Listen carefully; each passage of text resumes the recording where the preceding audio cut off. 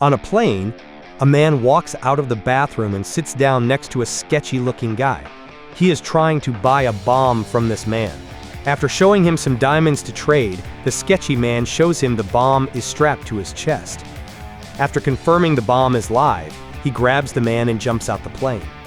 As they are tumbling in the sky, the man's associate jumps out of the helicopter and grabs a hold of them. She removes the bomb and throws it right before it explodes. She secures the bomb maker and parachutes down where another associate catches them with a speedboat, with the man landing shortly after. The shocked bomb maker is restrained and curses the man, but to his surprise he pulls off a mask and reveals that he is a woman. These three women are Charlie's angels. Natalie used to be a dork. Alex was an uptight perfectionist. Dylan was a reckless thrill seeker. As they grew up, they all developed special skills. Natalie's intellect, Alex's versatility, and Dylan's strength. They were scouted by a secret man named Charlie, and have been completing missions for him together, relying on each one's skills to get them out of tough situations. Dylan wakes up in her boyfriend Chad's boat when she receives a call to work. Natalie wakes up from a nice dream, and after grabbing her mail, gets the call. Alex is practicing her movie lines with her boyfriend Jason in their trailer house when she receives the call. After they gather at the safe house, Bosley, their handler, enters the room. Charlie speaks through a speaker to keep his identity secret even to the girls. He gives them their new assignment. Knox, an upcoming software developing genius, gets kidnapped, and his assistant Vivian Woods hires Charlie's angels to rescue him. Natalie jokes that she is the prime suspect when Vivian walks in, making the situation awkward. The angels question Vivian on potential suspects and learn about Roger. Roger runs a large satellite business and tried to buy Knox's software but was rejected, infuriating Roger. They get intel on Roger's whereabouts and head to a massage parlor. Alex disguises herself as Roger's masseuse. She massages him normally and then slowly works up to his neck, knocking him out quickly. Alex signals Natalie and Dylan, and they go through Roger's stuff in his locker. Roger wakes up and begins to get suspicious, but Alex is there completing the massage, and he relaxes. They discover Roger is having a party that night, and decide to go and recon. They prep and place a microphone tooth in their mouths before entering. Bosley, Dylan, and Alex enter the party. When they make eye contact with Roger, the girls separate, leaving Bosley to talk to him. After introductions, Bosley asks the nearby waitress for drinks. Natalie, disguised as the waitress, runs off to get his drink.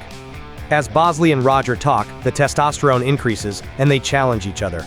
Bosley and Roger wear sumo suits and go at each other, creating a distraction for the angels. Alex sees a suspicious thin man smoking in the corner. As she makes her way towards him, he spots her and walks away. Realizing he's being followed now, he makes his way into a secret elevator, and the angels chase after him. He leads them into an alley and starts shooting at them when they turn the corner. The angels take cover until the bullets run out and the thin man jumps through the fence. Unfazed, the angels use their teamwork to throw Natalie over the fence and then climb over themselves. The thin man takes out a sword from his umbrella and takes them on. As the fight continues, it seems the thin man has the advantage, until Natalie lands a strong kick to send him flying. The angels follow him into a tunnel, but lose sight of him when they come across a dead end with multiple doors. After breaking down all the doors, they enter the last one and find Knox restrained to a chair. Everyone meets back up at the safe house and debriefs. Knox might be saved, but the software is still missing. Knox's software can imitate and perfectly identify voices. If Roger gets his hands on the software, he can accurately take out his targets, using their voices through phones. The angels head to Roger's event at the California Speedway, hoping to implant a hidden camera. The angels and Bosley are disguised as a pit crew, working next to Roger's new car. While Natalie distracts Roger, Alex and Dylan make their way to his personal car and place a camera on his briefcase in the trunk. Natalie sees the thin man and realizes he is Roger's test driver for his new car. She quickly hops in and drives onto the tracks.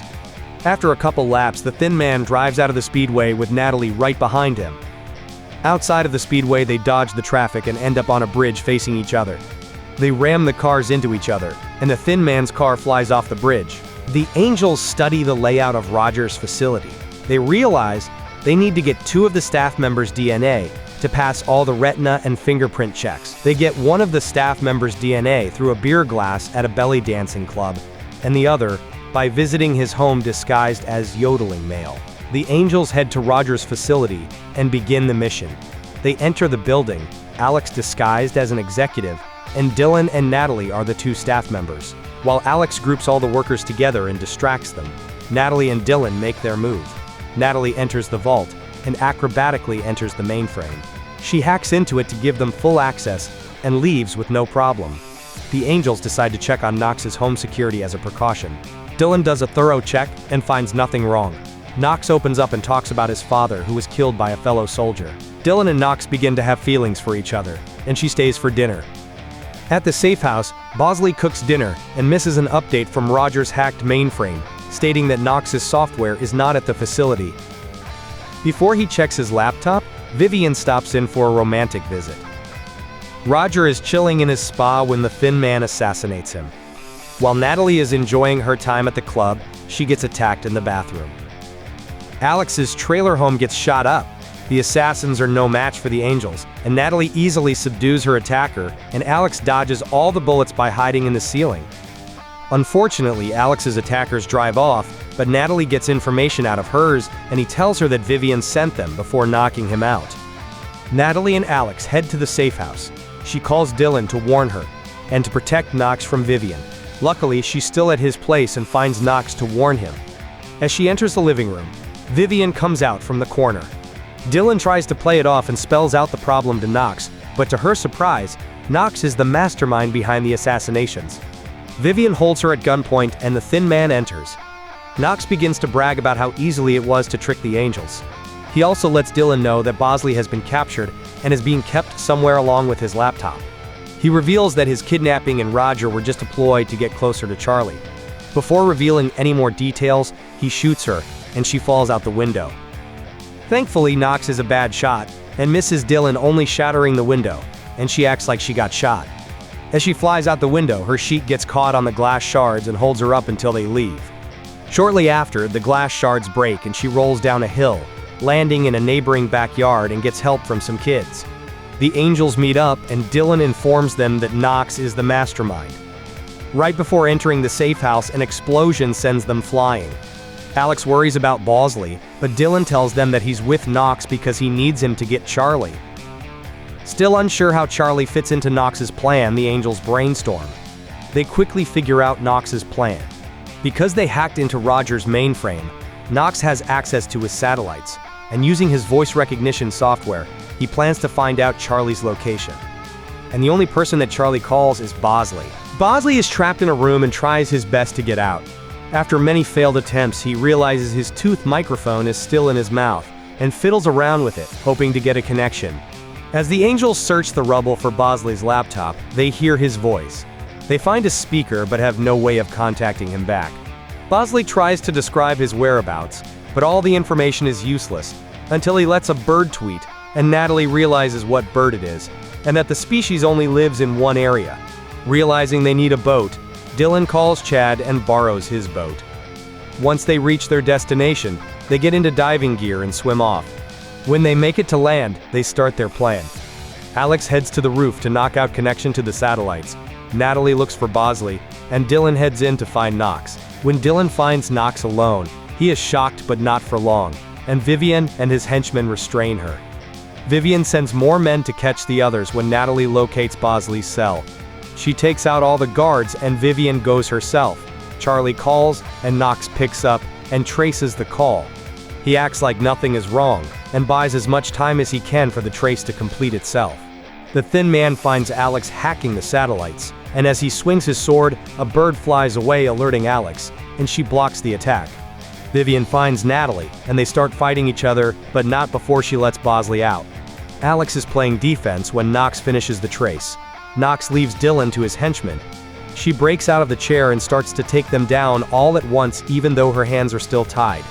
Alex and Natalie end up together and are close to finishing off their opponents and corners them.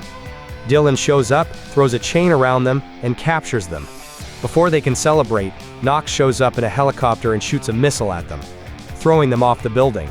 Bosley shows up in a car and picks them up, and they chase Knox's helicopter.